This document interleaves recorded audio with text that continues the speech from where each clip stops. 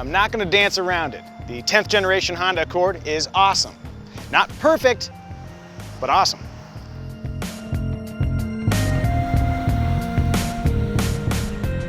That awesomeness begins outside.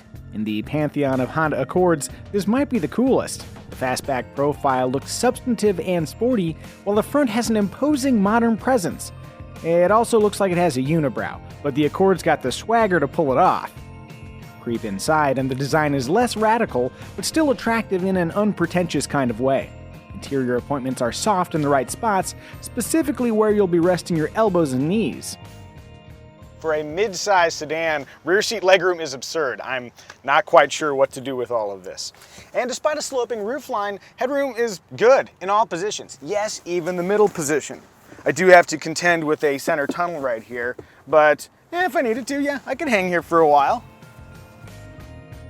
The roofline does slightly hinder ingress and egress. It might be nice if the rear upper door materials matched the soft front doors, and rear passengers would appreciate some USB outlets, but overall the back seats raise few complaints. There's not much to complain about up front here either. The layout is a monument of simplicity and functionality. All the buttons and controls are where you'd expect them to be. They're clearly labeled. You can see them from the driver's seat. And when you use them, they feel nice. Listen to that click. Oh yeah. I especially like how the HUD and trip buttons use a larger font since they're further away. Sweet attention to detail.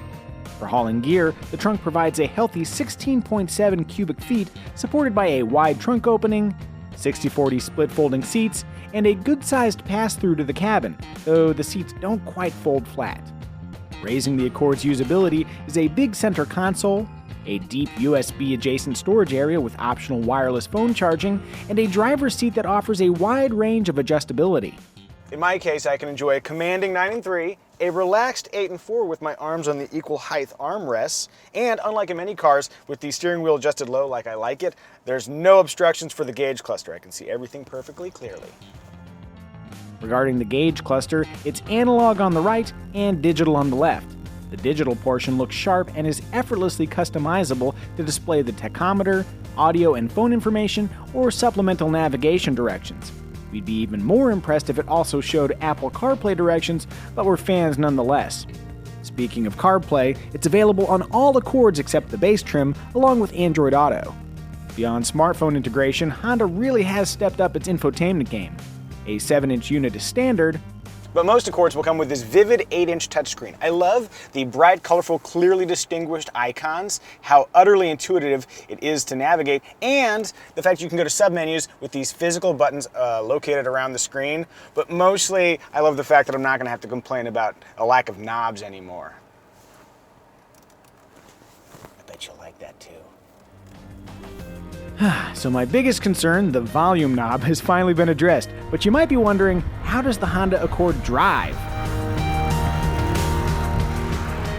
It drives really well. The brake and throttle are both easy to modulate. Interior noise is a distant rumble.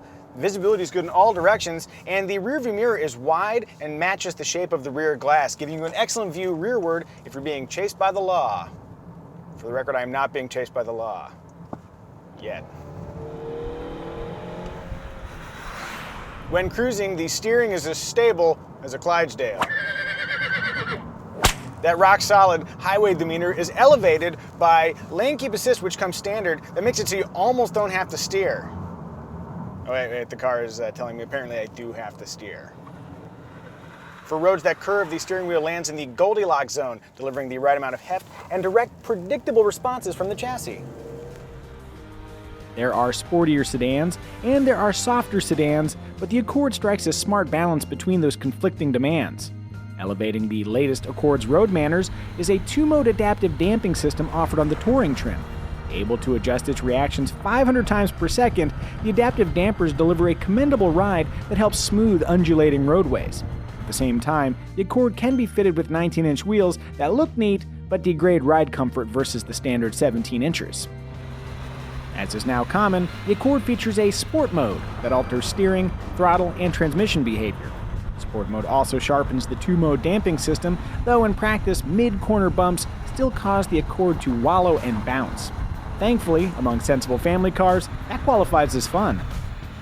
From the driver's seat, a long hood and curved dash make it seem larger than it actually is, but rest assured, the Accord is perfectly manageable dicing it up in parking lots. It'd be even more manageable if Honda offered a 360-degree camera system, but as is, the standard multi-angle backup camera and optional front and rear parking sensors do a good job informing the driver of relevant hazards. The Honda Accord's turbocharged 4-cylinder engine lineup consists of a 1.5-liter that's powerful enough for most buyers' needs, but there's also a 2-liter. Choosing the 2-liter brings enough lag-free, instantaneous thrust that you probably won't mourn the demise of the Accord V6.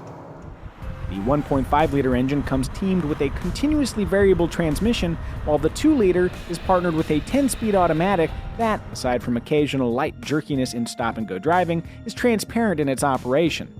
Amazingly, either engine can also be paired with a 6-speed manual transmission in Accord Sport models. Yes, a manual. You know that thing where you use your right arm and your left leg to shift gears? Neat. Rounding out the powertrain lineup is the Accord Hybrid, whose 2-motor hybrid powertrain and lithium-ion battery pack deliver primo efficiency for a midsize sedan, along with uncompromised trunk accommodations, a welcome break from previous Accord hybrids. In competitively priced base form, the Accord LX includes dual-zone automatic climate control, LED headlights, 8 airbags including front occupant knee airbags, and Honda Sensing, a suite of active safety aids including lane departure warning with active steering, pre-collision braking, adaptive cruise control, and even traffic sign recognition.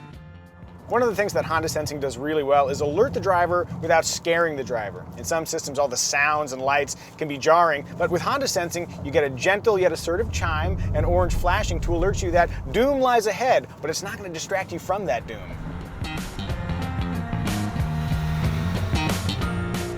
Available on higher trims are heated front and rear seats, leather, a moonroof, and passive entry to accompany the standard push-button start. But for maximum indulgence, choose the fancy touring trim that includes goodies like a helpful and easy-to-adjust head-up display, ventilated front seats, a 10-speaker premium audio system, and the previously mentioned adaptive dampers.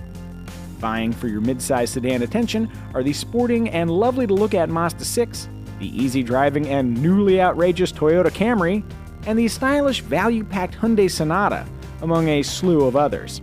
Stout competition, but man, the latest Accord sure is awesome.